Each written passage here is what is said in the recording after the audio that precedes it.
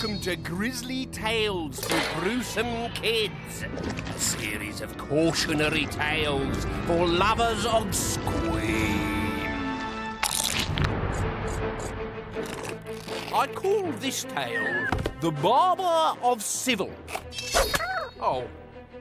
Rude children should be seen and not heard. Don't you agree, Spindleshanks? Quiet when I'm talking. Do you know what these are, children? Slugs? Oh dear, no!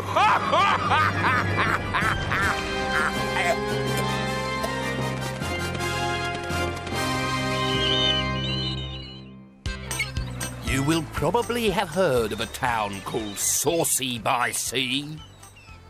Once upon a time, the children who lived in this town had a terrible reputation. They were the rudest children in the world. And the rudest of them all were Tanya and Peregrine. Jingle bells, teacher smells, I wish she'd go away. She looks just like an elephant, I've nothing more to say. There was a gasp from the class. Go and see the headmaster, sizzled the teacher with steam and fury. Now! Tanya, meanwhile, was doing gym. Tuck your skirt into your knickers yourself, she shouted at her games teacher. I'm not doing it. Tanya, everyone does gym in their knickers. Not me! I've got a note from my mum! Where? Here! Said Tanya defiantly. La! It's a musical note. My mum's always singing it. Go and see the headmaster, gasped the games teacher slowly. Now! The headmaster was a wise old man who knew exactly how to deal with cheeky children. Once he'd finished with them, they always said sorry. Well, what have you got to say for yourselves? We're not scared of your stupid old stick. If you really want to know, you make us sick. 'Cause you look like a camel with a hairy hump. You're an innie, you're a twit, you're a great fat lump. Could you get matron, please? It so happened that the very next day, a new shop appeared in the high street. The sign outside said, Barber. Then in small letters underneath, Children, a speciality. The barber was a cheerful-looking man with a handlebar moustache, bright red cheeks, and a long, licking tongue. He visited the local schools and offered free haircuts to all the children. He very quickly became popular with the parents. Whenever their children visited his shop, they went in cheeky and rude and came out as polite could be. It was the turn of Peregrine and Tanya's school for a visit. Good morning, said the barber as he entered Peregrine's class. Good morning, sir, replied everyone, except Peregrine. Aren't you going to say good morning, young man? No, old boy, I ain't. The barber chuckled. You look like you need a haircut. Come and see me tomorrow morning, he said. The barber entered Tanya's class just as she was flicking ink pellets at the French teacher. The class stood up when they saw the barber come in. Tanya went one further. And what might your name be, my dear? It might be Drop Dead Gorgeous, but it isn't. It's Tanya, said the teacher. Tanya, said the barber, and he wrote the name down. I think you're in need of a lock chopping too.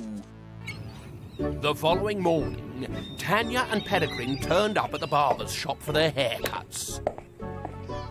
In the middle of the room stood a large black and chrome dentist's chair underneath a bright overhead light. To the left lay a bag of steel instruments. "Have you noticed that there aren't any mirrors?" said Peregrine. "Perhaps he doesn't want us to see what he's doing."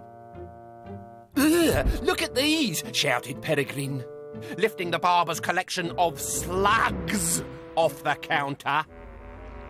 "Imagine putting one of those in your mouth." "Oh, no, Peregrine, don't!" Peregrine was pretending to eat it. "No, stop it, Peregrine, I'll be sick." So will he, said a voice from the back of the shop. Peregrine got such a fright that he swallowed the slug and smashed the jar on the floor.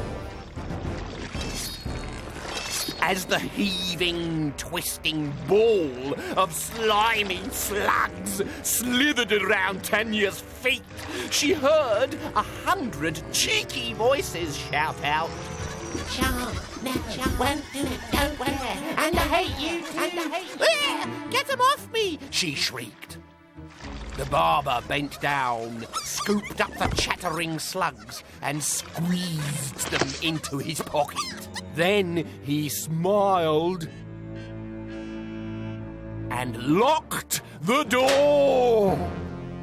He tied a small plastic bib around each of their necks. The children were frightened.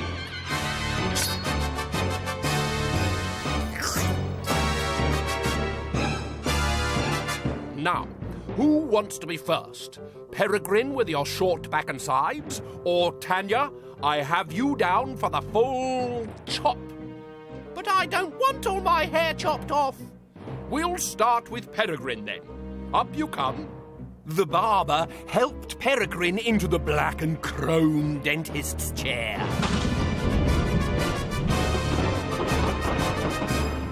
"Open wide," he said. "Stop!" screamed Tanya. "You're not a dentist. Why should he open his mouth? You cut people's hair." "Whatever gave you that idea?" he laughed. "I teach little children to keep a civil tongue in their heads." "So those aren't slugs in your pocket?" "No, they are children's tongues. The little bits of children's tongues that make you all so foul-mouthed. I snip out the rudeness. I trim off the cheekiness. I cut away the bad language, and when I've finished, I rinse your mouths out with soap and water."